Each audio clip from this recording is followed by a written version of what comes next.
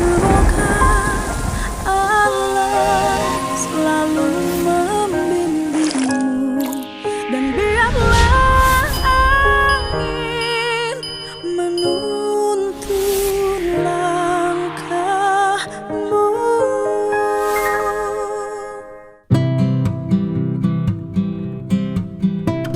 Sini, Mas Adi. Wah, bikin gagah aja nih, cerah dia wajahnya. Nggak waktu pertama kita ketemu ya, Betul, Pak. Om ya, cerah. Mas Adi selama di sini ada ini nggak Om? Ada beger-beger karena kan dia jauh sama istrinya udah hampir 1 bulan lebih ya. Cuma memandang-mandang aja sih, Pak. Mandang gimana maksudnya? Kalau ada yang bening-bening. Oh suka ngeliat? Iya. Karena Enggak Pak, bohong itu oh, Pak. yang benernya gimana? Ya saya di dalam aja kok Pak. Di dalam. Iya. Fokus Paling ngambil nasi, keluar, ya kalau beli rokok. beli rokok. Ya itu aja. Sama yang ini BRO sama yang suka masakin di rumah saya nggak pernah ditemuin. Itu kan Yang- janda tuh, tinggal mati. Enggak Pak. Oh enggak. Ingat sama istri? Alhamdulillah Pak. Ingat sampai Iya. sekarang. Nggak ada tergoda sama yang lain. Wah enggak Pak. Nggak ada. Kan Mas Adi sebagai laki-laki normal udah 1 bulan lebih. Ya itu tadi kan kita harus mengesampingkan urusan itu. Oh, aduh ini bedanya Ade mandut. Ya, gitu. Menyampingkan urusan yang lain. Iya. Justru kan kalau perempuan tuh banyak kan di samping, Mas.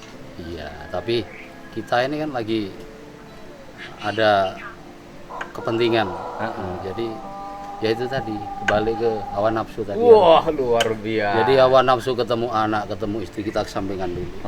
Termasuk hawa Nah. nafsu untuk urusan biologis. Ya, itu harus dikesampingkan karena Kesampingkan. kita pergi karena tugas, kita pulang karena cinta. Waduh, mantap. Sekali lagi apa sekali lagi? Kita pergi karena tugas, kita pulang karena Oh, cinta. pergi karena tugas, kita pulang karena cinta. Iya. Oh, Gitu, Pak. gitu. Itu penting ya. Oh, penting, harus penting. Oh, soalnya gini, ini saya sekarang bicaranya agak serius.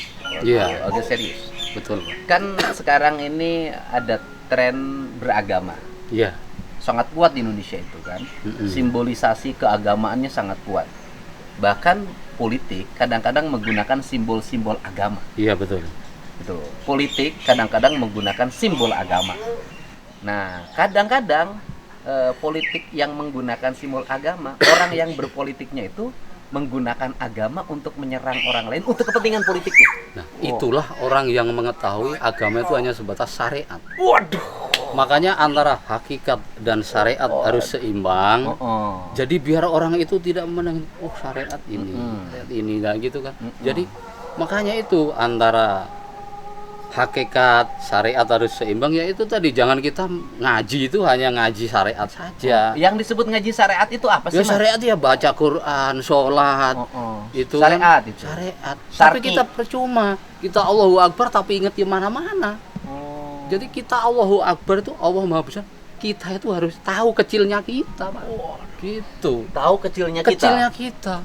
Lah berarti kalau kita Allahu Akbar tapi kita menjelek-jelekkan orang lain, mendiskriminasikan orang Mengkriminalisasi lain, mengkriminalisasi orang lain, mendiskreditkan orang lain. itu nggak baik. Menyudutkan orang lain dengan mengucapkan Allahu Allahu Akbar. Lah, Allahu Akbar itu Tujuannya- bukan untuk demo, tapi tujuan- Allahu Akbar untuk menghadap Sang Ilahi. Allahu Akbar. Gitu. Agar orang lain tidak dipilih, hanya dia yang dipilih. Wah, itu nggak boleh. Oh, itu nggak boleh Nggak ya? boleh. Jadi kita ibaratnya gini, serahkan kita semua sama rakyat. Jadi biar rakyat yang menurut, jangan kita agama dibuat alat. Nggak Yang boleh. disebut agama dibuat alat tuh gimana sih, Ya Mas? itu tadi, Oh, ini kafir, ini musyrik. musyrik lah. Ini murtad. Nah, apa sih Pak arti musyrik itu? Nggak tahu sih. Nah, contohnya gini, Oh, Pak. gimana tuh? Bapak minum, minum air. Setelah kita haus ya, minum air. Yang membuat rasa haus itu apa, Pak? Hilangnya rasa haus itu air apa? Yang membuat kita ada air. Ya. Kita pengen minum air. Ya, Kita haus. Ya. Apa yang membuat rasa haus? iya. Yang membuat rasa haus adalah hawa dalam diri kita. Nah, betul. Tapi setelah minum air itu yang membuat hilangnya rasa haus itu apa? Perasaan kita.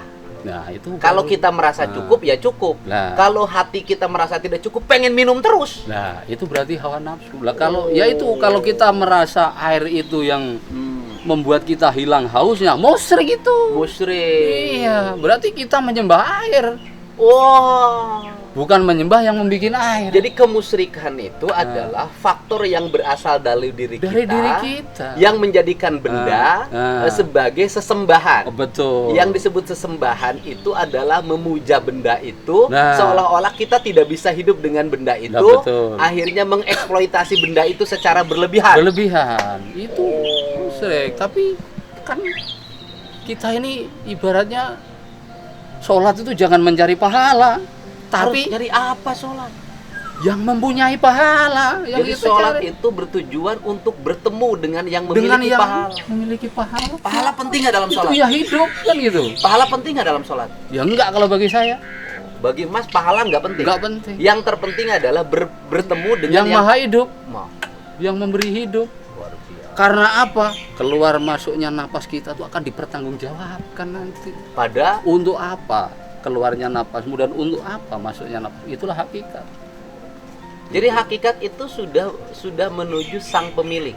Ya, itu makrifat, Pak.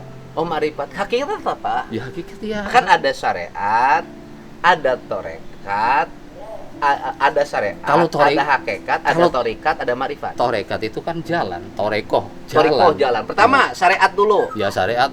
Hukum. Ya sama aja, syariat itu juga jalan. Syar'i jalan juga. Ya, jalan juga. Habis syariat ada hakikat, Hakikat itu yang isi, dalam hati kita. substansi. Ya, tapi kita wajib bersyariat. Oh iya. Nah, karena Allah juga menyontohkan kita untuk bersyariat. Bersyariat. Karena apa? Allah bisa menumbuhkan tanam-tanaman tanpa air. Bisa. Tapi kenapa dikasih hujan? Oh. Nah, itu memberi contoh sama manusia. Makanya Kita ini harus berhakikat. Hakikat hidup itu adalah bernyawa. iya, Tetapi bernyawa memerlukan air, air. memerlukan udara, Nah. memerlukan cahaya matahari, Nah, betul. memerlukan tanah sebagai media. Iya. Maka tanah, air, udara, matahari ini adalah syariat. Ya itulah sumber yang maha hidup. Jadi kalau kita melihat air, ya disitulah ada Allah di situ. Oh. Kalau kita melihat tumbuh-tumbuhan, bukan berarti Allah itu banyak kan? Oh. Ya tetap tapi ada nur ilahiyah di situ. Waduh, di pohon ada nurnya Allah, Ya, ada. di tanah ada nurnya Ada. Allah, di air ada nurnya Allah, di burung ada nurnya Ada. Allah, di hayam pelung ada nurnya Ada Allah, semua. di matahari ada Ada. nurnya Allah. Kemanapun wajah kita berpaling, di sanalah Disitulah ada nurnya Allah. Allah. Jadi kita tidak bisa untuk menjelek-jelekkan orang lain, apalagi merendahkan orang lain, menghinakan orang lain. Boleh nggak kita merasa punya kunci surga sendiri seolah orang lain? Nggak bisa. Ngapa sih kok kayak kita itu ini surga ini nggak? Syariat, hakikat, torekat, Ya, tarekat itu kan jalan. jalan juga. Jalan menuju yang maha hidup. Jadi menyembah itu tidak harus 5 waktu. Ya setiap keluar napasnya masuk napas kita itu yang menyembah. Adalah menyembah. Maha hidup. 5 waktu sholat adalah syariat. Syariat. Gitu. Ya, kita bisa mengucapin la ilaha illallah di masjid, tapi setelah keluar masjid kita lupa dengan la ilaha illallah. La ilaha illallah di masjid harus diwujudkan dalam la ilaha illallah di luar berkendaraan. masjid. Sehingga kendaraannya tidak boleh nyerempet-nyerempet kendaraan orang Betul. lain. Orang lain harus dikasih jalur ketika membutuhkan. Betul nggak? Iya betul. La ilaha illallah harus diwujudkan dalam mencangkul. Iya. Tidak boleh nyangkulin Makanya- batasnya orang lain. Itulah kita harus berinteraksi sama manusia. Itulah ibaratnya kalau di dalam manusia hablum minallah dan hablum minannas. Hablum minannas kita harus dengan rasa cinta, rasa asih, rasa asuh sama sesama. Lah, setan aja gak boleh kita benci kok, apalagi manusia. Setan nggak boleh benci. Nggak boleh, Pak. Kenapa setan? Lah dia, Setan ini ngapain nggak lah usah dia dibenci? menggoda kita itu disuruh sama Allah kok. Izin dulu dia. Itu ciptaannya Allah kok. Oh. Cuman tinggal kita ini kuat nggak nafsu kita. Boleh nggak setan ditemenin? Siapanya? Setannya ditemenin. Lihat-lihat setannya seperti apa. Kalau setannya cantik boleh aja. Enggak, maksudnya setan. Ya, ini ditemenin. guyonan, Pak. Ya, Ya. kan biar tidak terlalu serius, Iya. ya kan. Setan ditemenin itu artinya bahwa dalam diri kita jangan pernah punya perasaan untuk menyalahkan orang lain. Betul. Jadi itulah hawa Gitu nafsu loh. karena hawa nafsu kita itu ada nafsu amarah, nafsu nafsiyah, Heeh. nafsu lawamah dan nafsu mutmainnah. Mutmainnah. Ada 4. Ada 4. Gitu. Nafsu Makanya, amarah. ya amarah ya ini tadi kita harus bisa menyingkirkan. Heeh. Jadi rasa merendahkan orang, menghina orang, mau menjatuhkan orang demi politik umpama ini ya, nanti akhirnya menggunakan agama, halal, haram, hantam, lah itu repot. Pokoknya yang lain kafir, Nah. yang lain musyrik, Nah, yang itu nggak lain boleh. murtad. Ya, betul. Kalau tidak pilih, Pak, kalau pilih dia berarti kamu masuk golongannya, golongan orang-orang kafir, Itu nggak orang boleh. musyrik, orang murtad. Ya, nggak Kalau pilih saya nanti golongannya, golongan orang muslim, ahli surga, Allahu Akbar gitu. Itu nggak boleh. Nggak boleh. Itu nggak benar. Karena apa? Makanya itulah. Ntar dulu lanjutin dulu. Iya. Yang tadi torekat tuh, udah sampai torekat, baru yang terakhir adalah makrifat. Pak Rifat itu kan melihat, Pak. Oh. Jadi melihat yang maha hidup. Di mana sih? Kita harus tahu. Heeh. Ya di diri kita. Nah, kalau ingin melewati tingkatan itu, berarti kita harus menjadi manusia yang khafah. Ya, iya, Pak. Ya dalam arti khafah itu gini. Kita harus tahu kita ini ada yang menciptakan. Siapa yang menciptakan kita? Napas kita, keluar masuknya napas kita tuh harus kita selalu ingat sama yang maha hidup kan gitu. Iya. Berarti Gitu kan? dalam hidupnya harus melepaskan berbagai kepentingan. Iya iya. Jadi kita lagi nyak burung kita berarti ada nur ilahiyah di situ. Waduh. Ada kucing, ada ikan, air. Jadi kita itu melihat itulah makrifat. Berarti di lemur lepakuan ini ditata, dirapihin, kemudian dibikin menjadi indah. Sesungguhnya saya lagi ngajak orang untuk memahami Ya, itulah nur-nur namanya. ilahiyah. Itulah namanya ngaji alam. Pak. Waduh, Gitu loh. ngaji Jadi alam. kalau Quran itu kan yang tersurat. Heeh. Nah, kalau ini yang tersirat, Tersirat. gitu loh, Pak. Jadi nyapu itu ngaji alam. Ya kan bersih-bersih. Nanam pohon ngaji alam. iman kalau bahasa Arabnya kan.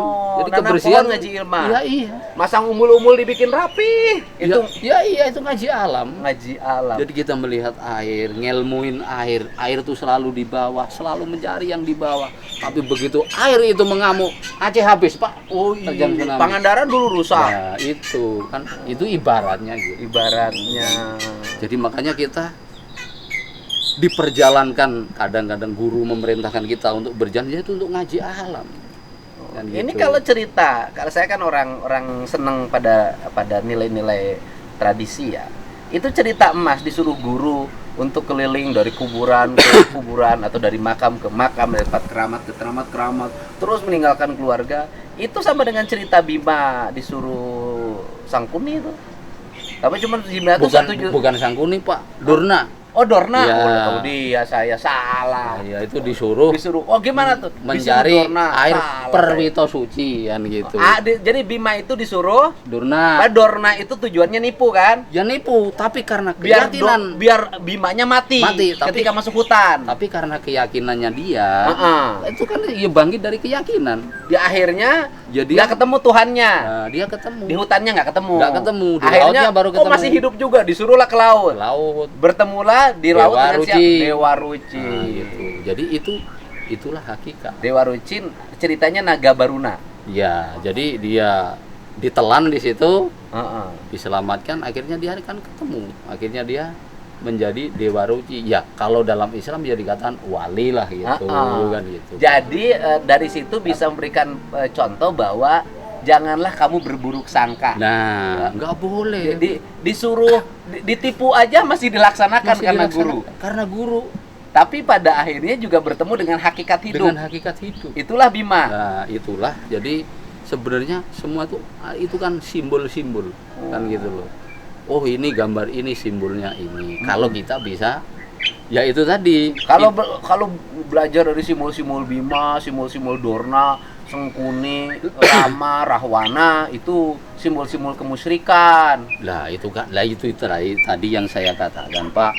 Karena itu kan dia hanya memahami sebatas syariat gitu loh.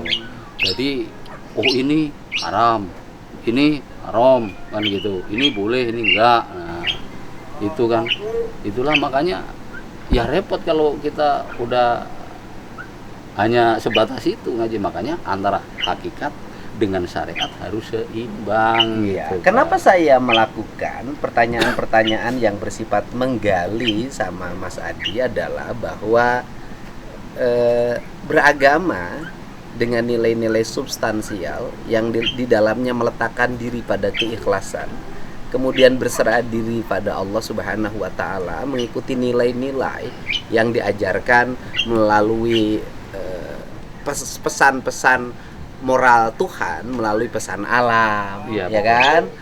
Kemudian pesan manusia dalam bentuk berbagai hal kita temukan di jalan. Ini yang disebut dengan pengembaraan. Nah, kenapa saya coba gali?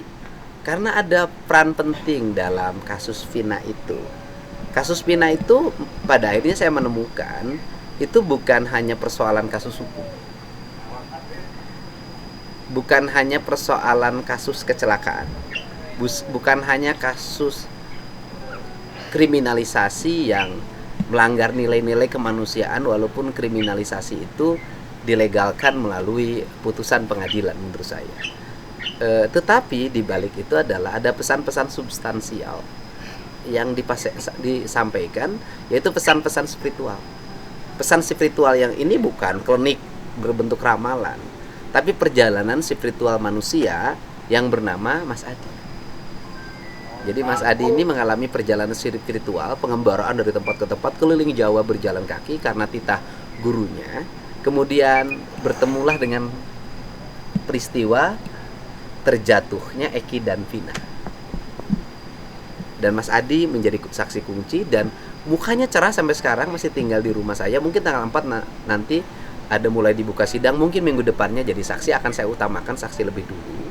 Tetapi pesan moral kemanusiaan terlihat. Bayangin seseorang bisa mampu mengingat peristiwa 8 tahun yang lalu secara detil. Kenapa? Ini nggak bisa dilakukan oleh sembarangan orang, karena dia memiliki kebersihan hati dan kebersihan pikiran. Nah, ini yang saya pelajari. Sehingga keberagamaannya itu menjadi keberagamaan yang memberikan saksi atau menyaksikan. Keberagamaannya mengajarkan tentang nilai kemanusiaan, nilai cinta, kemudian nilai-nilai penyerahan diri pada Allah, dan itu diwujudkan dengan sebuah perjalanan panjang yang saya nggak bisa melakukan seperti itu. Badannya bau, kusam, meninggalkan kehidupan. Dan paling utama adalah Mas Adi punya istri yang begitu sabar, melepas suaminya berbulan-bulan meninggalkan rumah tanpa diberi uang, kemudian hanya untuk mengikuti perjalanan spiritual dan sudah dianggap orang gila. Iya, Pak. Betul, Mas? Iya, betul. Nah, kemudian perjalanan itu kemudian Mas dianggap oleh orang gila oleh orang lain. Iya, orang. Saya mungkin waktu makan melihat Eki juga, Mas tuh orang kalau lewat kayak orang gila dong. Ya, memang disangka orang gila saya. Udah kalau diteriakin orang gila sering, Pak.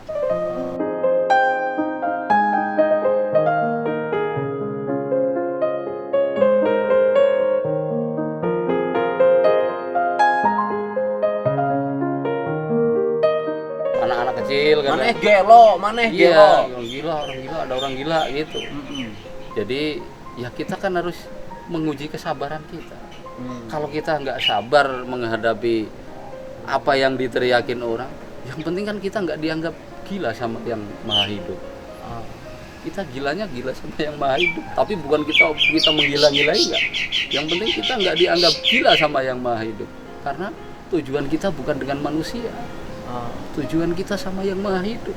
Kita tidak pengen diagung-agungkan sama manusia, kita tidak pengen disanjung sama manusia.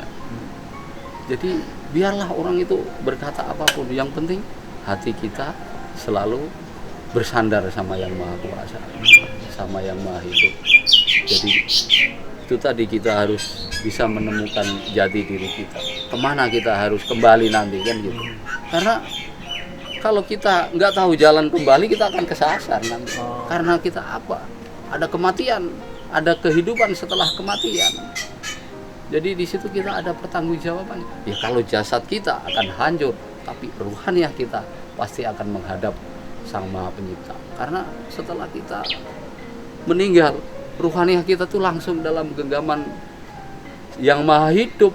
Bukan masuknya lagi nyurup ke orang lain, nggak ada. Itu, Pak. Jadi Ini tren keberagamaannya orang Jawa loh. Jadi orang Jawa itu salah satu khas dalam beragamanya itu lebih pada tematik-tematik sofistik yang mengarahkan agama itu menjadi lelaku hidup manusia yang membentuk karakter. Dan jujur aja keberagaman orang Jawa itu keberagaman yang tidak menggunakan agama sebagai simbolisasi politik. Betul. Ya itu tadi Pak, kita Nah, itu keberagaman jangan Jawa. hanya mengaji hanya syariat saja. Kalau kita mengandalkan syariat, kita sama juga mengandalkan amal. Dalam kitab Al-Hikam itu yang pertama itu disebut min alamati i'timadi alal amal nuksonu roja ida wujudi jalal. Itu nggak boleh kita mengandalkan ngamal ini kita dapat ini, ya berarti kita menyembah amalan bukan menyembah yang maha kuasa gitu loh Emang Pak. menyembah hambalan nggak boleh? Ya nggak boleh lah. Kita ibaratnya ngamal di masjid nanti disiarin biar dapat ini, nggak boleh. Itu nggak boleh. Ya kita jangan sampai kita memberi tangan ini jangan sampai kalau kita pengen disiarin repot. Jadi kita itu menyembah amal bukan menyembah sama hidup. Jadi keberagaman model, keberagamaan Mas Adi ini saya pelajari itu model keberagaman personal. Lebih bersifat agama ini adalah urusan diri saya. Ya betul. Agama ini yang menikmati adalah saya. Nggak peduli orang lain nganggap saya gila. Biarin, Pak. Nggak peduli orang lain nganggap saya sesat. Yang penting saya menikmati keberagaman ini karena agama itu personal. Saya lihat Mas Adi begitu. Kuncinya itu dengan yang maha hidup, bukan Yang dengan penting, manusia. yang penting aku bahagia dengan Allah. Betul. Yang penting kita enjoy sama Allah. Kita bahagia sama Allah. Kita bersenang-senang, bercinta dengan yang maha hidup, bukan bercinta dengan manusia. Kalau kita ibaratnya diberi kesenangan dunia, itu hanya sementara saja. Tapi model keberagaman Mas Adi ini berbahaya. Berbahaya buat siapa? Kalau dapat istrinya yang nggak sabar, istrinya bisa pada kabur loh Mas. Ya itu makanya kita menguji seorang istri, dari situlah kita menguji kesabarannya. Dari gitu. Tapi kalau dia sabar, ya berarti inilah yang istri kita yang sejati kan. Ya itu kan tidak semua istri mau ditinggalin, tidak dinafkahin loh Mas. Ya makanya itu tadi kita kan sudah pamitan baik-baik. Ya terserah kamu. Kalau kamu nggak sabar menunggu saya, silahkan. Gitu. Jadi Kamu perjalanan ikut seperti Mas Adi pola keberagamaannya, petualangan, spiritualitas, kemudian memahami agama secara holistik. Ninggalin istri, kuat nggak istri kamu? Berapa? Kabur. Sekarang aja Pak nggak dikabarin aja marah-marah. Waduh, Ngejai lagi marah-marah Pak. sekarang. Waduh, karena nggak dikabarin. Iya. Waduh, bagaimana kamu? Bagi kamu, ya kamu keberagamaan kamu istri ini nih si Mbak Om Dot.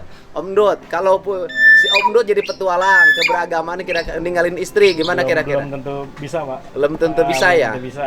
Oh, Mas Adi ini pas ya punya istrinya ya? Iya, Pak. Beda, tingkatannya ya, beda, Pak. musafir itu banyak, bukan saya. Sekarang musafir masih banyak kok Pak. Jalan-jalan itu. Bukan saya aja. Banyak. Yang lebih ikhlas dari saya juga banyak. Saya nih nggak seberapa. Jadi banyak yang orang itu yang lebih ridho, yang lebih ikhlas itu banyak. Di jalan-jalan itu banyak. Saya sering ketemu orang Jawa Barat, dari Jawa Barat ke Jawa Timur, orang Jawa Timur ke Jawa Barat. Ya itu tadi karena dia ingin mencari jati diri kan gitu. Jadi karena ya itu tadi lah. Kuncinya hawa nafsu tadi itu harus kita lawan.